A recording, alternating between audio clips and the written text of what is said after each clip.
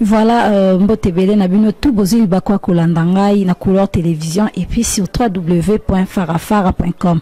Et comme vous le savez, votre humble servante Myriam Ngele, la beauté chic, donc la petite sœur de Jésus.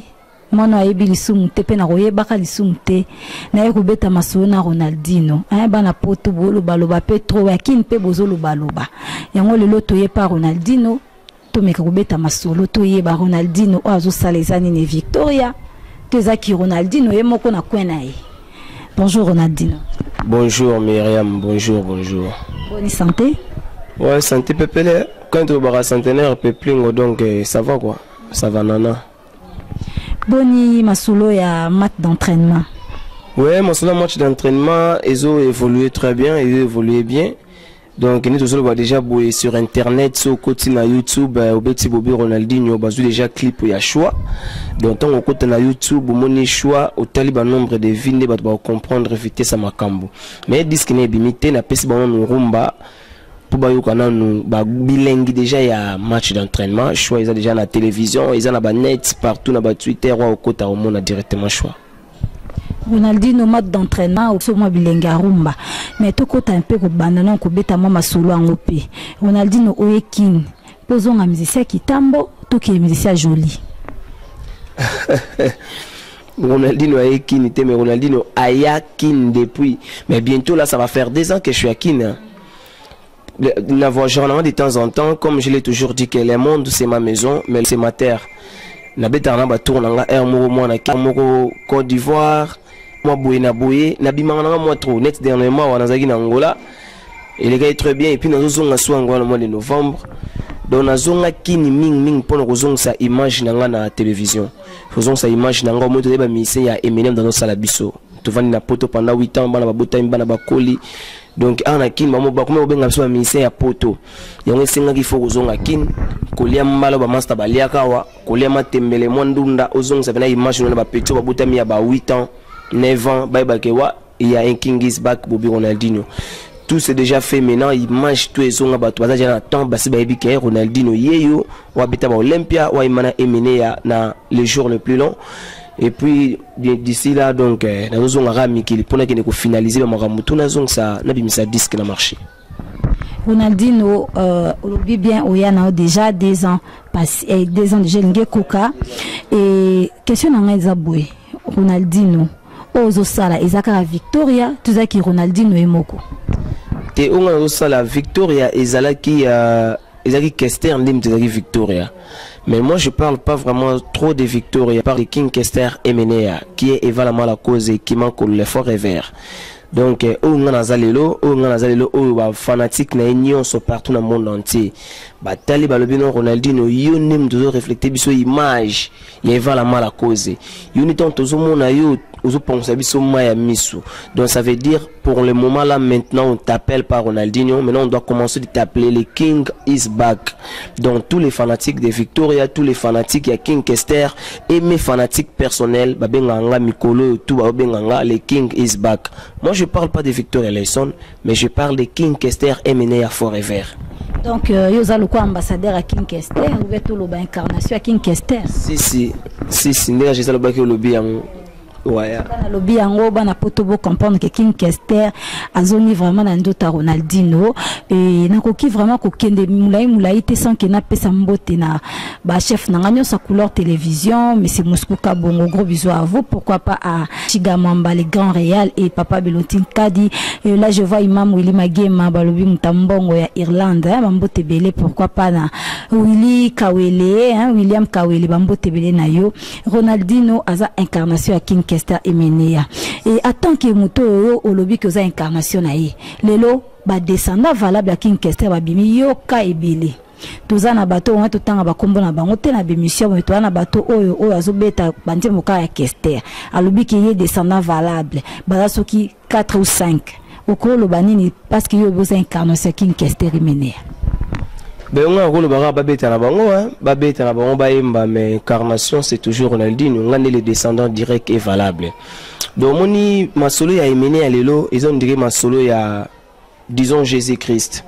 Au moni be église salama ebele bango tout obela Jésus hein côté moi bela Jésus bana bela Jésus ba ser ba bala pekate ba tu peux wazo misala te mais ba bela Jésus ça veut dire il faut comprendre que Jésus a zaonate donc Jésus il est quelque part donc je peux pas dire que batika ko bela Jésus non na bandi ngane mtu na bela Jésus vrai boti ko bela Jésus mais tandis que bato bazo tala bato bazo mona baby ke ata ba beleli na bango Jésus nzambe yeyo. Vous comprenez? Donc ça veut dire que Ronaldinho, il a l'incarnation du roi, sa façon de parler et sa manière quand il chante, quand il débarque. Mais quand je parle de Kester, et puis moi je peux dire que Jésus-Christ, il avait des disciples. Il y avait des disciples, il y avait des gens, il y avait des Matthieu, comme ils ont écrit dans la Bible, Évangile selon Jean, Évangile selon Matthieu.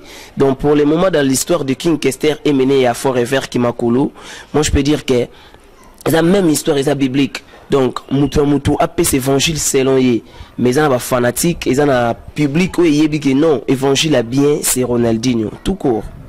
Quand évangile a bien c'est Ronaldinho, tout le monde a bien c'est Ronaldinho, tout le monde a bien. Donc une relation ils ont bien, tout ils ont mal. Oh, mais on a vu tous coopérer pepele, moi pe cop moi suis allé à Benginga la Chile pe voir. Mais oh mais c'est mon vieux on a vu dans la TV baki amen on a vu dans ngane ko depuis mikili ezaki soka e katsa suki na château d'eau et pas Joe Mairie ayebi ve na baki amen tokutana na salon ya Joe Mairie ya benganga ebisinga bi petit Ronaldinho yaka na ye ebisinga lobi Ronaldinho ndeza boye na osala disque moko boye na obenga osira na disque religieux tu vois na osala disque moko ya die na obenga yo oya hein o chape vona kati na sepela rande boye makana na grand caisse ne se venga route na isa nga sous plaisir à trop na ochava c'est mon vieux sous la na cop na bon dernièrement producteur mora yaki zaki Gabe Manes mbundu yaki pour na reproduire Emene Limubiala mais pour reproduire Emene Joli Mubiala c'est pas facile hein Emene on senga caché na joli pas senga caché na donc nga tant que Emene ya na senga caché na nga et puis mon vieux aussi tant que Baki Amen il avait demandé aussi dans son côté mais producteur amona peut-être c'était lourd peut-être budget za ki mukie ya ngona isalamate ils avaient prévu pour nzimbo dikando non c'est là nzimbo dikando zo remixer ya Eva là fait au salangona mais par rapport à caché on a parce que c'est pas facile de ça sous ce joli mon bien na King Kester bayemba parce que bayema na ba amelo bayema na ba banzembo belé bayema ba kosinga fumu et tout parce que pour les locaux ka ba facilité vraiment ici matin donc on a senga caché moko valable parce que ça raconte moi ya ma sécurité mais ça la makité jour producteur à monana tout ça la avec plaisir parce que on fait pas la guerre entre la famille voilà parce que la guerre na famille té wana moni pasteur Dieu donné hein joli mbia la bambote belé na yo et Ronaldinho tozolo bela masolo pe ya yo moko ya carrière na yo ndenge omoni ke quotidien na jango ezande ni pona yo o sentir ngo ya ndeni. Ben j'ai essayé un peu d'évoluer mais c'est pas facile hein, c'est pas facile d'être seul diriger un groupe de gens différents de caractères à chacun outil la famille naé muton dans comportement naé donc ko gérer muton c'est pas facile le rozo moko lingi moi trop au mo pc mo plan au pc mo la ramo na moi trop mais lobi na moi ça ne bungalo moi simo gimangu à moi na soutien donc c'est pas facile surtout côté financièrement on n'a pas de producteurs parce que dans notre musique congolaise nous déplairons de jour au jour on manque de producteurs on manque de managers maintenant un artiste aujourd'hui il rentre dans le studio il est mon producteur à foutre ba séance à foutre ba clip c'est pas facile on n'a pas beaucoup d'argent on n'a pas vraiment d'argent mais il y a des gens qui nous soutiennent comme des Tonino Fernando l'imbattable quand je parle de Tonino Fernando directement je vois King Kester et Menea parce qu'il m'a laissé de grandes relations comme des Mefouné qui a Belva donc bavé nanga ba lycée Mukenge di LM le big boss donc j'essaie d'évoluer avec staff tout ezaki ya emene ya bango ndim to basima nanga pona ko soutenir nga tant que le descendant direct de King Kester et ba gros bisous na yo hein ba lubezo landanga depuis États-Unis Sarah Pembele je t'aime beaucoup pourquoi pas Alinda André allemand na France à solo ba gros bisous na yo tozo betaka toujours ma solo na biso mais bana poto pe bolo bakalobaka miso pe bo pandara basango Ronaldinho yeyo to tuna yango Ronaldinho batumsu alobi ke Ronaldinho ba refulaka na poto kutu azonga bilama na eba mastane ba na poto kuna ba sacré ba nani ba kangisela e ba tindela ya kotindela. Est-ce que ça solo? Tu sais, ces questions-là, quand on me pose ça, ça me fait gravement ricaner, ça me fait gravement rigoler. Tu sais, un père de famille comme Ronaldinho, père de 4 enfants, des Français et des Belges, jamais on peut me faire refouler de l'Europe. Mais il faut bien préciser des choses. Les gens, ils veulent savoir. Parce qu'un artiste, il a des façades. Façade familiale et façade artistiquement. Maintenant, quand les gens me voient devant la caméra, je suis un artiste musicien. Mais j'ai aussi des procédures à suivre. Il faut que na commune déclarer au na mairie au bonaboé ou déclarer au pesimo na combo so ko pesi kombo bien te ba ke comment mon tigali bongo ti o luka ka si o changer ngo et ça va procédure rebelle mais moi na yo mo yo boti. Donc ça veut dire quoi? Na kutanaki na makambo esenyaki ke il y avait des procédures il y a ko remplir à partir ya Congo. Parce que je suis congolais, je suis toujours congolais. Il y a des procédures, non, mais c'est dossier bien, mais il faut que tu rentres chez toi pour aller remplir ça. C'est pas un refoulement. Ils t'ont dit de rentrer. Il y en a plusieurs personnes. Tu rentres chez toi pour aller remplir dossier tel. Alors, France, en Belgique, à Kiminae, tout le monde Belgique, en Suisse.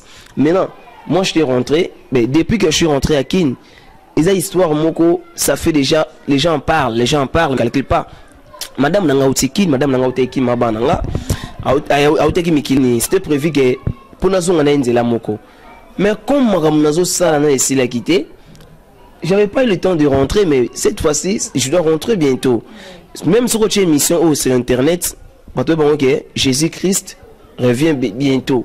Donc, Jésus-Christ revient bientôt. Donc, un père de famille comme moi, se faire refouler, ça vraiment c'est trop. Moi, je peux descendre même là maintenant dans ma chambre pour te montrer des dossiers que j'ai. Pas des dossiers de Kinshasa, mais des dossiers européens. Dans les conventions de Genève, on ne peut pas refouler un père de famille. Parce que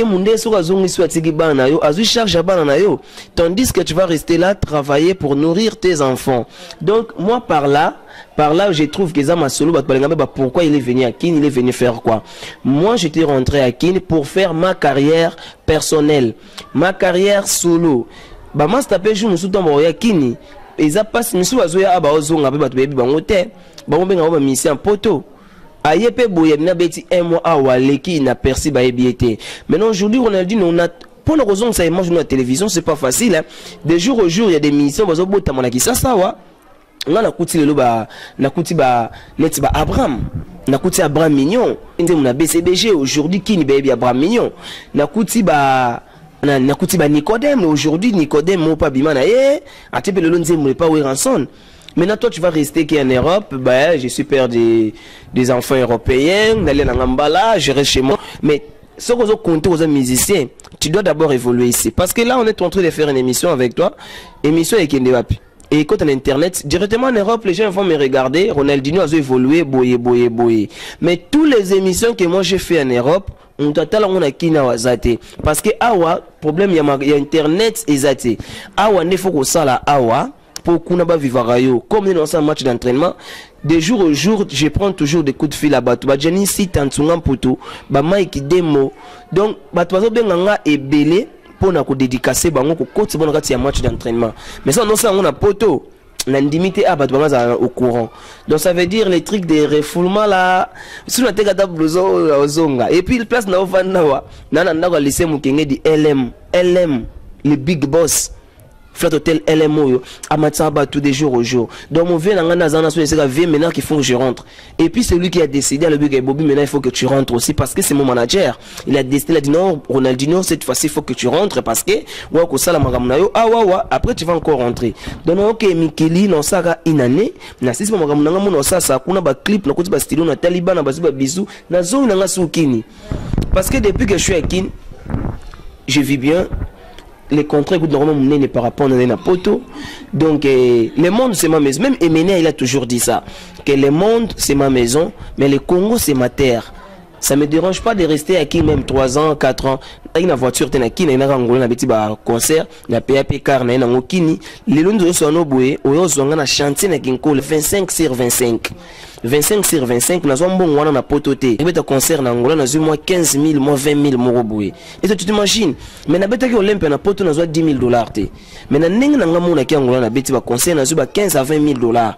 Oyo payer jeep moko boye, ou payer palais moko terrain moko faut tongisa palais oyo pour mener à tonga ke Maison Blanche ngana tonga so palais royal tant que les king is back ndoka ba simigler na ba Cayenne na ba Ketsa na ba Kerolis ba yo pema. C'est ça que je suis en train de faire. Donc comme Jésus-Christ il a toujours dit que je fais le travail de mon père, c'est ça. Ronaldinho fait toujours le travail de son père. Wana na pesi ba mbote belé balobina. Linda Andrea, moi c'est qui toko na Paris pour ninte nana lumière. Moi c'est lengi couleur chocolat na desh qui mana la calculatrice donc au calculara makasi et na lela fort. Ronaldinho musicien munene na van pembe na yo descendant valable et incarnation. Jamais toki vraiment kubanda ko kende. Mais mission saki o kansela biso susu. King Kester mené à Nelo quoi King Kester oyo lingara mingi ntembo e marka kaoso vraiment zo embango ou raisonner vala ou leli soto ko kamandi mbosa biso bien kobota to kobota pasi to bisengo mabilongo na bomengo balemba bisengo evala na mawa bapangi boye bako Nkobota tokota mpato bisengo Mbabilongo na bomengo lemba bisengo Ngaevala na mawa Mbawe bakao Dikando Mwana kini yo makuna yo zali Ngayawa Zali seko banza yo Mabanzo maso hepa ina yo Papara Azuate Sala Ndani potokutana ha Luka Falpidi kando Misako tuna baninga Papara Ato eko tinkeleo Mpeye saka lo sako Baiba salisa yo Mbaya bafarisa yo Kolanda Kanakayo Mo Kolfala kufaki kutuba tunakinga Helongolia mbasengi bolimbisyo Yo sombia yo nkombo mbakaniyo Mbakumisi mpayo mbavimbi pamao Mbakolemba maloba na bango mangungu eleka mingi yeo. En tout cas, bravo à toi, hein? Bravo à toi. Tu sentis pendant la nuance à King Kester est mené, hein?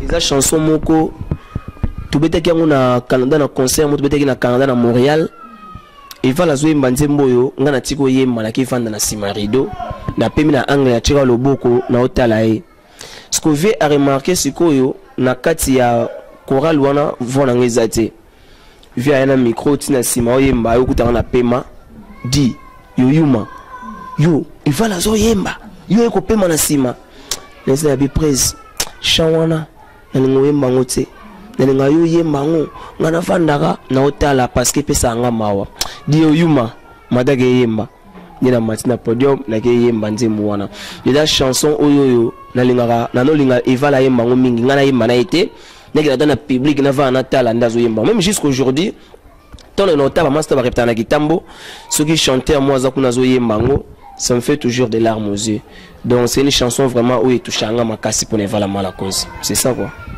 Oui, chanson et touche à quoi makasi pour ne la mal à cause mais Ronaldinho ba yembeli Kester bandimba ba hommage. Ba tebeye ba yembeli Kester bandimba hommage pas ni yo yembeli été.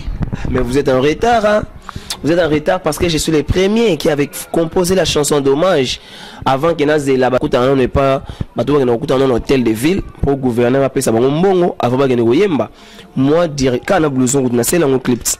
Oh, neti binga na bien oté. Ah, mais c'est que vous avez une quinte, vous avez Malawi, vous avez Soumbale Saboué. Ah, vous avez les États-Unis, je crois, oui, peut-être, oui. Hein. Même en États-Unis, vous avez Benga, il fait combien la Benganga, si puis moi la Benganga, Artir Tongo, na Canada, na Toronto, Benga, il batala Nzembuana, Pesanga, encouragement. Et les gars, trop, et les gars, trop, mais mon imboko, ils ont beaucoup Kulu Dimba. Mboka Kulu Dimba, na sens nini. Au moment où il va la cause à Koufi, n'a na Kini, na Utikoya. nazo sala pour préparer concert pour na beta na Regini chante King Kester ba billet était comme publicité salama na bengi pe vala na cause na ye aipsinga oui petit ngamo na zo to ke na Angola to beta ba concert et commis avant concert on a fait le 14 février je crois et mené à Koufisco avant les 13 donc na concert ni lama mbala moko na ino kutana vient na honorable Nerombungu donc na kuta honorable yemoko donc maya misu ngamo susu de l'armosier to lela ti vona nge kauki aipsinga bi Ronaldinho ko lela te vous ta studio ou que la père na yo ndenge alelaka pepe calé directement na kena studio na composer nzembo na kata studio clip ya kafu ya danger na ba propre frais et les kina ba télé batwana tout tant de ko ya taka de umela gave ya tant de ko ya ne banzembo na ba ni koleka chanson e banda koleka on a yema na volonté na donc cœur et âme o yemora lobara avec un cœur blanc comme neige donc moi la moto yo lingaka na sele maman nkunga et puis na kozongisa yango na kati ya match d'entraînement na ko kotsa ngosu na kati wana chanson ezali même na ba internet ndeka na lobi boye bato bakota bitika ka Bobi Ronaldinho ne bo betaka ba master no betaka o evala mala cause ndo evolorola ingonda beta pekaka Bobi Romona mbala moko ba plan nga to ke bima clip au match eza wana je suis le seul ou asala yango na motema polele na ndenge ya kolela. Vous comprenez? Ils ont sur internet. D'accord, ils ont sur internet. On a vu que bino ba obotuna ki question, Ronaldinho ayembela question te bo ki réponse, ayembela écoute mutaliboso. Et ndenge ozo évoluer na Kinshasa, ozana groupe to ozaka na batu moko osibla kasoko beta concert ozuzu bango pour que ne ko beta. Non, dans un groupe, quand on dit the King is back is a donc du roi, King is back, il y a un des groupes ezali. Groupe ezaba dansa bazali mais biso répéter le roi baka pumba te to répéter trop de repas na te biso ça on est moi trop de bimsum donc d'ici là on a bango Brazzaville dans un concert mokuna donc mutu mozo beng sanga kuna Julie Ayayos ça beng sa biso na Brazzaville pour que mbeta ba concert na ndenge ya hommage vala mala cause les gens aussi na ba Brazzaville on va linga mingi ma papa na bango parce que na yana 25 paparazzi. Donc 25 ma papa. Donc parce que il était comment? Non, il est Brazzaville. Donc Azuel les 10 poteaux sur la masola, on dit que c'est bon. Nous avons un mouvement à Brazza. Et puis pour la fête, il y a les 11-11 où il y a indépendance et Angola. Nous avons la souna Angola, na Makasi ya Gabundu. Il y a un avis d'abord Mbote na Badona Monica Maman Social, Jean Ndombe Bibliothèque Internationale, Roi Bilama na Luanda, Alex Fumunti, Ashram. Donc à la tête, nous avons côté wana Elongo quoi. Oui, tu m'as dit vraiment que c'était une émission Nabiso et Alelo, Ronaldinho. Et le Ronaldinho a coupé sa internet na et puis na ba téléspectateurs nous sommes landé na couleur télévision. Ben la couleur télévision na ibisi bango kaka Bobi Ronaldinho, le King is back, a besoin de soutien.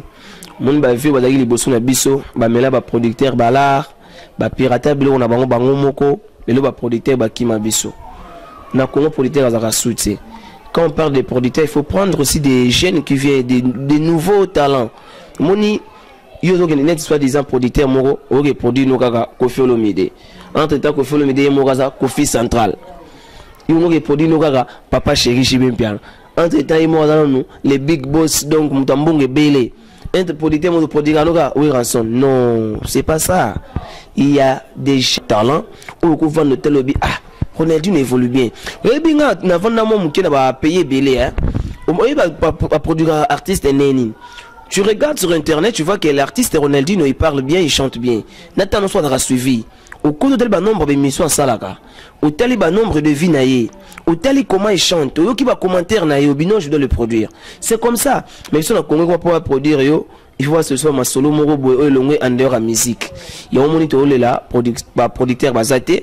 Dans le bundanga mo pour faire des matchs d'entraînement na banda yango kala kuto chano moni bimi wana ya Jean Ndombele na ba propre frère toujours aux bundanga ge image bunga teza na télé ngana lancer ka ba appel na bato to balinga ngai Bobi Ronaldinho bato to balinga emmener à Eva la mala cause le roi n'est pas mort, le roi est là, celui qui a vu le père a vu le fils na osenga bonga ba soutien ba appel na bango ça la moi bien na mona ba appel benga ra mokaka ba pire petit ka Eva la mala cause bato sika bazati so na otanga na minute na émission ah na otanga ba Jani sita putu ya nita sita na otanga ba vela nga tous pepele ya mbetolo motema ya maman Emily Nzemba donc bango basimba nga moi trop au mona ba ser nga lilimba yabo au mona ba vena nga Musol Kimbe ba vena nga ba Nise Ndudi donc bango doit soutenir ngai yo moni na osinale ka ge ba soutien et ça la moi bien donc moi Miradjabi donc on a besoin ba soutien na bango bazé belé moni ba tumso ngoso tanga bango te parce que bazo ba dédicace mais bazo bengati ya mo il faut na tanga bato ba sala ba action net bato atikotak eza ba Mike Demo ici le mboka ba lycée Mukenge di ba Jolly Ping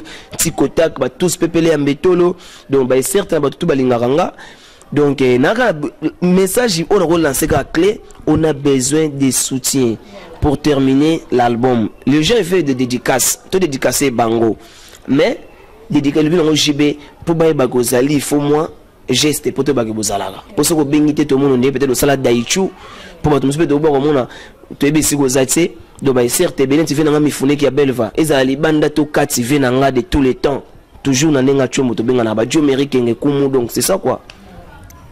Et merci beaucoup Ronaldinho to komi vraiment la souka émission na biso mais to kabwana bino bongote Ronaldinho osela bino suma akamu bo sepela et je dis un grand bonjour à mon boss Willy Magema, pourquoi pas à la calculatrice ma copine privée JR Koubidi, gros bisous à vous William Kawele mambo tebele bele na yo et natiki micro par Ronaldinho yenda kabwana bino nga na bimi na ngai merci. Moi si naebinyo kanisa kasi ebongi okitisa motema ponanga omima chéri lino di kolabasa ba mama masanga na kopekisa hata soki obayinga sepamba koloba se koloba likambo ya bole suaka kanisa mokoleko ya bano bate nazali papa ya bana soki olingi emeka angana boyo se libala ya mabeo angana boyo c'est libala dangereux angana boyo moi si naebi moko kanisa kasi ebongi okitisa motema pa mima chéri lino di koloba mama masonga na kopekisa ata soki abayinga sepamba base koloba likambo ya bolingo esuaka erikanisa mokoleko yeba noko yeba te zali papa yaba soki olingi emeka angana boyo selibala libala ya mbeo angana boyo